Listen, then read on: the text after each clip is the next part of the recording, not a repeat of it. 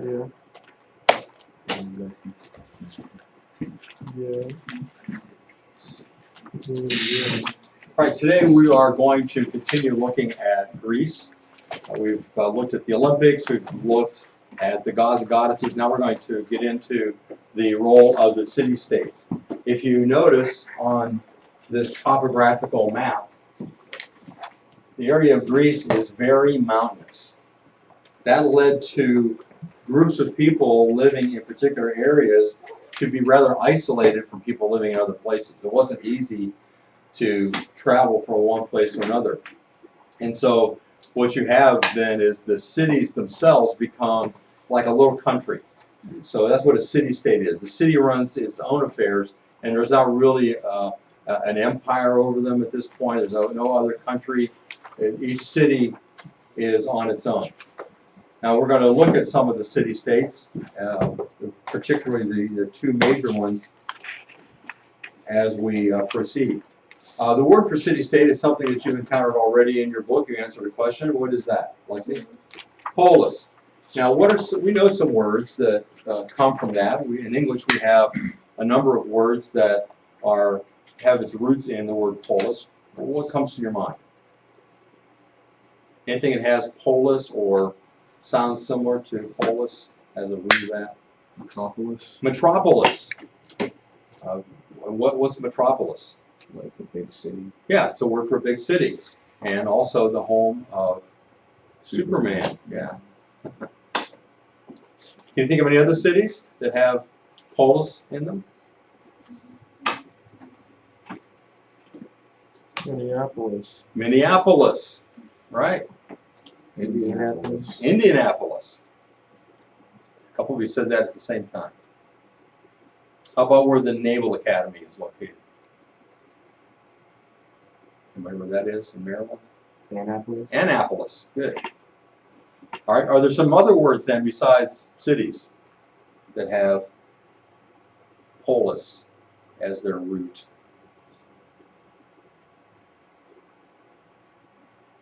Or pola. Paula.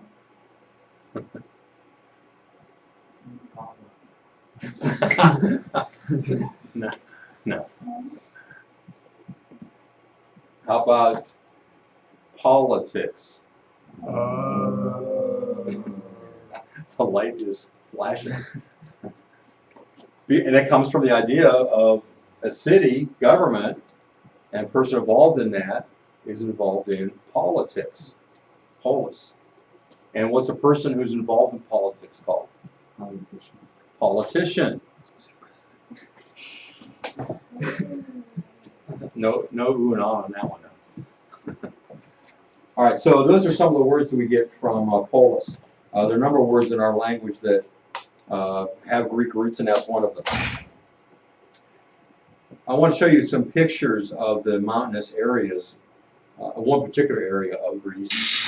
This is an area called Meteora, and in this area they had the crazy idea of building monasteries on top of mountain peaks. Do you see this here?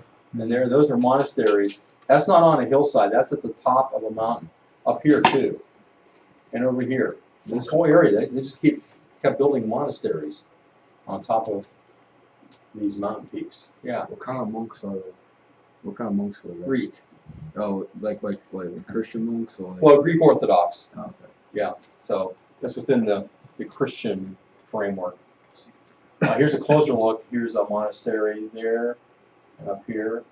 Now, when they built these monasteries, there's no roadway up to them.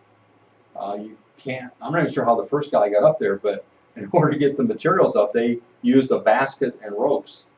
And for anybody that wanted to leave, go get supplies, whatever, come back, they had to be let down on a basket all the way down the mountainside, and then come back and they would pull them back up again. That was scary. Yeah, yeah. The pictures I saw of that didn't look like something that I would want to do. You know, what if, somebody is up there holding a rope and they get an itch? Oh, sorry about that. My bad. So it was scary enough just driving. There's some that have a road up to them now. Just kind of It was scary enough just being on those roads, looking down over the edge. Here's some other of the mountainsides in that area. Just beautiful mountains just sticking up out of the earth. And they're smooth. So how'd that guy climb up there? I feel like? I don't know. And there's a bunch of them. You find these monasteries all over the place. See, there's one over here. Do archaeologists know? Or like scientists know? I'm sure. Yeah, I'm sure there is historical record of how they got up there, but that wasn't anything that I came across.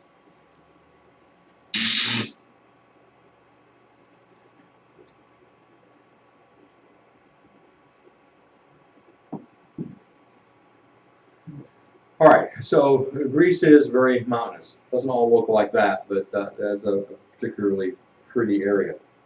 All right, now you've looked in your books already at the ideas of the different forms of government that are employed in the different city-states of Greece, and so we'll review them real quickly. First one is monarchy, and what is that? Good. Next is oligarchy. Rule by a few, good. And tyranny is what? Complete control, good. And lastly, democracy. Right, okay, if all of you know them as well as a couple people who are giving the answers, then we're doing well. We're where we need to be. All right, now we want to look at specifically two of the Greek city-states. And we're going to start with Sparta. Sparta, you see, is down here in the southern part of the area that we call Greece. And the Spartan civilization really begins with the Dorian invasion. The people called the Dorians that lived up here in the north, and they came down into this area. And you can see some of the other places they went as well, but they concentrated in Sparta and took over Sparta. They conquered the inhabitants of Sparta and enslaved them. Those inhabitants then were called Helots, H-E-L-O-T-S. Sparta became a thoroughly militaristic state. To get your attention. They were all about the military. Here are some features of that. Training started at age 7. Just think, if you were in Sparta, you'd have been in the army already for what, 7, 8 years? Might have done somebody some good. Physical training was a must. That's what they spent a lot of their time in, physical training, which was harsh but effective. It prepared them. Fox time, if I remember correctly, refers to the practice they had of sending the boys out at night to steal something. They wanted to learn how to steal so that they could live on their own. Each soldier learned absolute and unwavering loyalty. You're part of the group and you do what you're told. They also learned to swim, jump, run, wrestle, box, and most importantly, dance. That sound like a manly pursuit? No. No. Why would they learn to dance? To celebrate victories. So after the victory, they have a party, they all know what to do and how to dance. That's the most Okay. important part. The most important part. No, probably not that. Why else would they learn how to dance? What do you think? That way they're good with their feet. They're good on their feet. Yeah. When you're out in a battle, might help to be a little nimble on your toes, right? Be able to maneuver around. I'm reminded of one of the greatest receivers in the NFL that I ever saw. It was back in the late 70s when the Steelers were winning those Super Bowls, and that was Lynn Swann. You ever heard of Lynn Swann or seen him? He was an acrobatic receiver. He would jump up in the air higher than anybody and catch the ball. It was great to watch him. Well, people were astounded on one occasion when they found out that in the off season he was taking ballet lessons. An NFL football player taking ballet lessons. That doesn't quite match, does it? But he said it helped him on the football field to be more nimble on his feet, to be able to maneuver. So there's a place for that. All right, so they thought that dancing helped in the movements of battle. One expression that is associated with the Spartans is this: Spartans do not ask how many, but where. They don't care how many are in the battle. Where is it? We're going. So they were expert warriors. At the age of 20, they would be named fully fledged warriors, at which time they would live in the barracks. They would not live at home. They might have a family, but they didn't live with them. They lived in the barracks with their comrades. Girls were also given rigorous training because they wanted them to be strong as well and to give birth to strong and healthy children.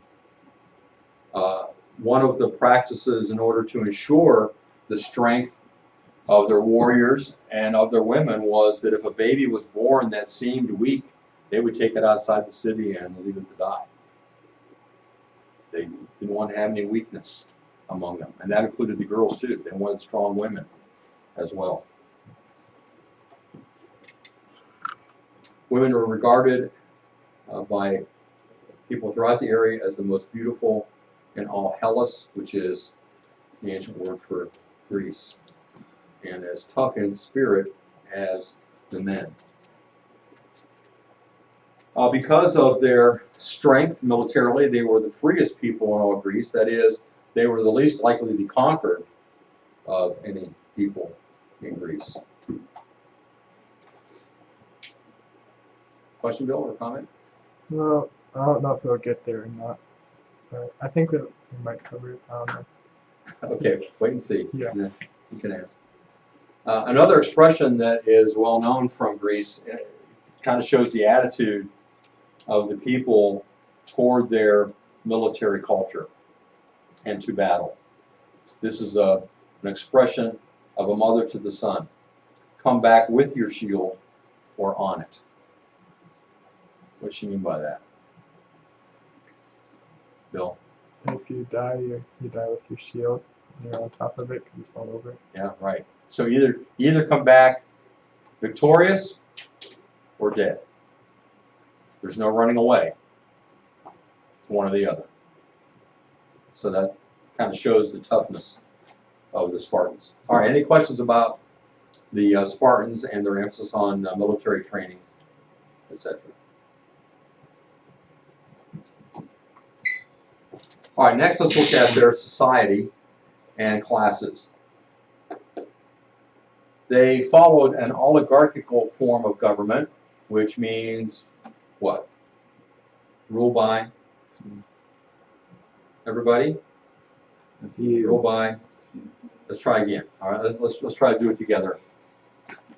So that we're used to saying this in hearing. All right.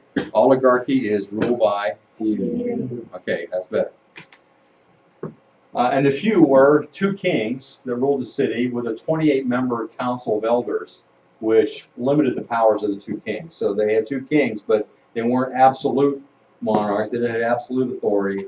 The membership of the council watched over the kings and made sure that they did not get out of control.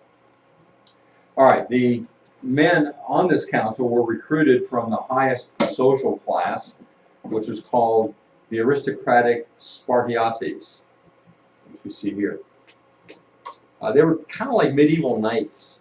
They were a class of military professionals who lived there most of their lives in the communal barracks. They rarely saw their wives and children. Their lands were farmed by slaves, so they didn't really work on the land. They were basically free to pursue the arts of war. Beneath this group was the middle class, called the Perioeci. This was made up of farmers and artisans who were the descendants of the people who had been originally conquered by the Spartans. They paid taxes, and they could serve in the army, but didn't really have any political rights.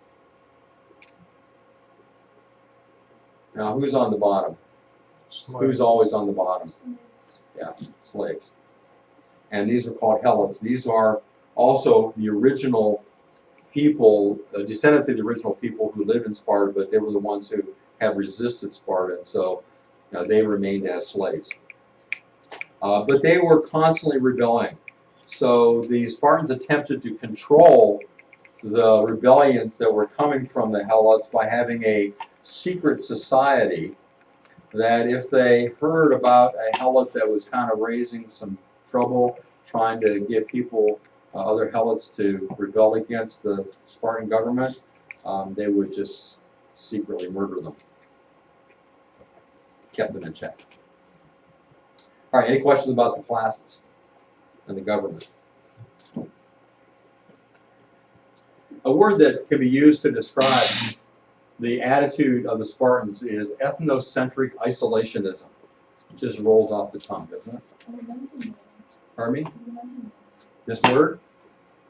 You ask that in such a way it makes it sound like it's a foreboding thing that you might have to learn this. We're going to explain it, and then you'll understand it, and then it'll be, I won't have to learn it, I already know what it is.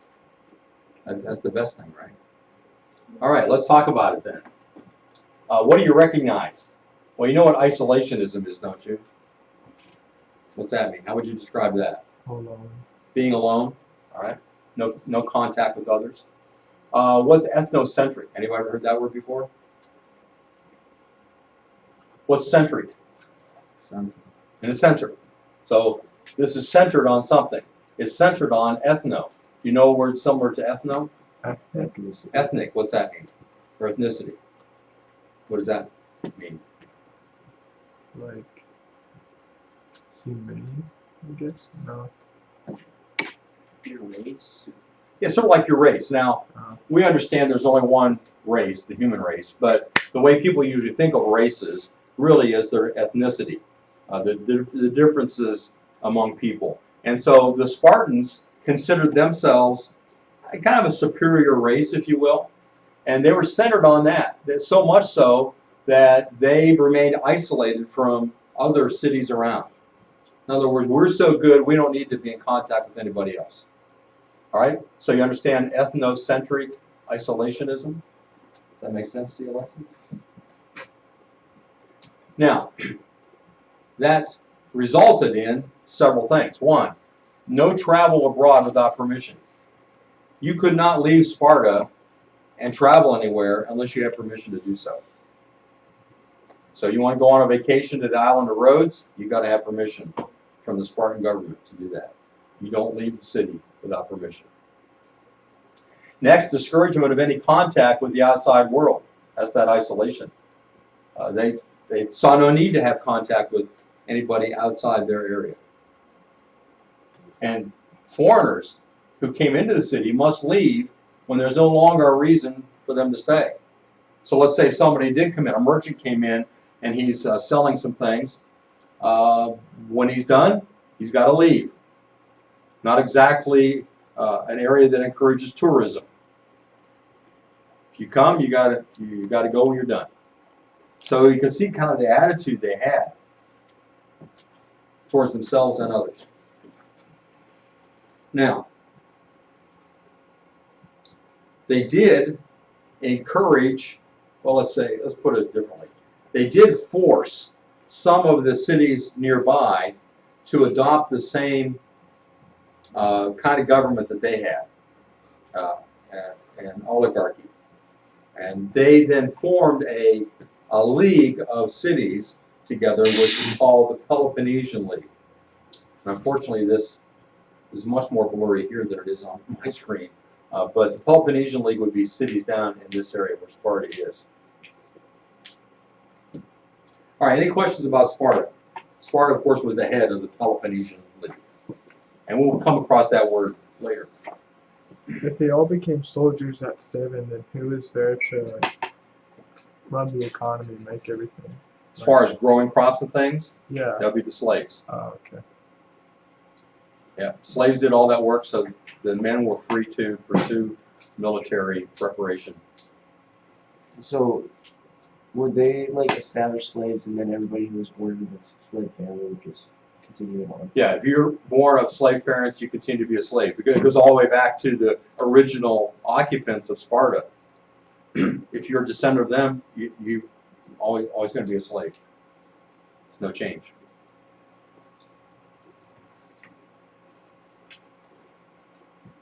All right, good questions. All right, there's Sparta. What's the other major city-state of ancient Greece? Everybody knows about Athens, right? Here's a drawing of part of the city of Athens, and you can see the numbers tell you where things are. 5, this is called the Acropolis. You've probably all heard of that. It means the high city, polis city, high hill of the city. And one thing I found out when I was in Greece, I thought that the Acropolis was just Athens, but apparently every city had what they called an Acropolis. So it wasn't just a formal name for this hill outside of Athens. And you can see that we have the temples to Athena. Here's the Parthenon, and we'll look at some pictures of these other ones here in a few minutes. Down here in this area, we have basically the center of activity of Athens. This is the marketplace, and there are a number of buildings around it. So we have these covered walkways here. We have them over here as well, and there will be shops along here and over here. We'll see that there'll be tents set up for people to sell things. Here, number 7, an altar to 12 gods. I wonder if that's what Paul saw when he came into the city that upset him so much. Remember when he was really incensed about them worshiping so many idols. Saw that, probably looked up here and saw this as well. But this is the marketplace. Does anybody know what the Greek word for marketplace is? Oh. Bill, you remember? It's probably wrong, maybe Angora. Close. Agora. Agora. With an A at the beginning. Good try. Agora. And today, you might hear somebody who is afraid to go out into public. They have agoraphobia, fear of being in a public place. So this was the Agora. It's an important place. This is where all the shopping was done. Every day when you needed food, you would go there to buy your food. If you needed a pot, it's where you go. It's like the shopping mall of ancient times. And every city had an Agora. If you wanted to find out what's going on in the world, you'd go there. Because there are no newspapers. There's no way to know what's happening except to go there and hear what people are saying. If there's somebody from out of town that come in, they tell you what's going on in other places.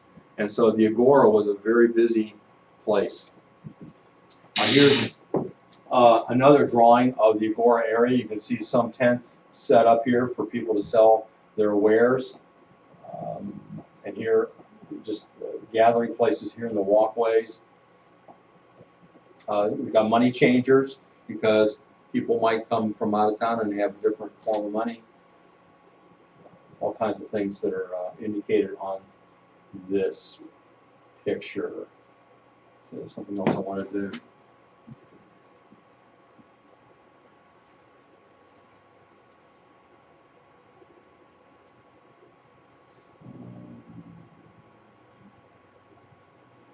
Let's see now. All right, any questions about the Agora? I'll show you some pictures of the Agora, not in Athens because they don't have it excavated there like this, but this is in Ephesus, and you can see the ruins here.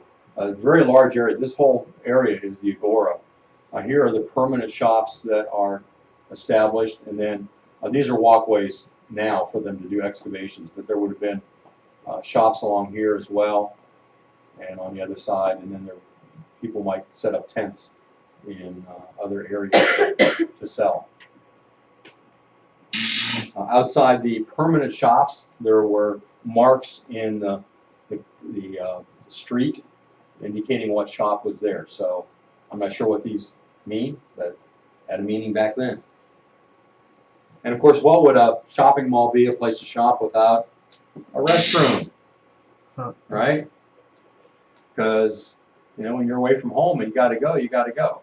So this is the latrine. Notice in this setup, um,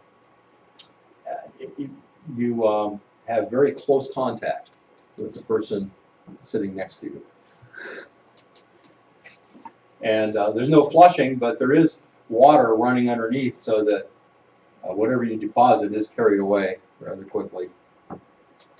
Yeah. Didn't those like explode on occasion? Did they explode? Yeah, I heard of like ancient bathrooms that used to explode. I never heard that. Because like the methane Maybe. gas would collect. Okay, and that's why they have the water running underneath. Oh. They take it away. It takes away the waste as soon as it is deposited. Okay. And then notice here the little trough that has cool running water running in it for you to wash your hands when you're done. Any questions? Okay, now let's go back to Athens. We see here a picture of the Acropolis with the Parthenon at the top. This is walking into the Acropolis and an area called the Propylaea. It's kind of an entrance to the Acropolis. When we first went there, I saw how large these columns were. I thought maybe I was at the Parthenon already, but this is just the welcome area. This is the first area you go through. And on the right was a temple of Athena Nike. It's a Greek goddess. Nike, of course, means victory. This was built around 420 BC. And then here's a look at the Parthenon. You can see they're continually working on it, refurbishing it. But this is a very rocky hill. You've got to watch where you're walking. You don't trip over something. There's another look at the Parthenon. Quite impressive. Even the items they have at the top above here. And at one time there was a roof on it. But I think that lasted until, I think it was during World War I that there was an explosion that blew off the roof. Maybe it's the bathroom.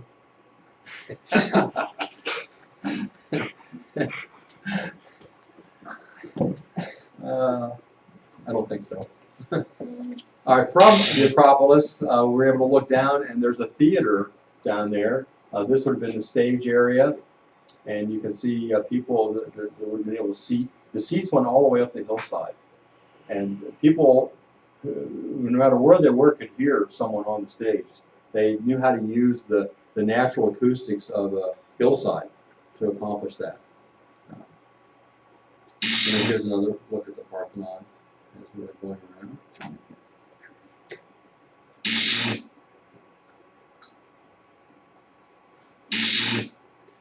There's another building on the Acropolis, another temple, which this is talking about, called the Erechtheion. The Erechtheion is an ancient Greek temple on the north side of the Acropolis, which was dedicated to both Athena and Poseidon. This is called Porch of the Maidens. If you notice here, the columns are really 6 draped female figures. They're the supporting columns of this porch. Now, usually when you go on the porch of a building, what's the next thing you do? Go inside, right? No, you can't do that there. It's a false porch. It's not a real porch. They built this in order to cover up some of the beam that was back here that helped to stabilize the temple. So it's just for decoration. It's not real. Here's looking from the other side of the same temple structure. And on this side we see an olive tree. It is there to commemorate the decision that was given to the people of Athens whether to follow, it may have been Poseidon or to follow Athena.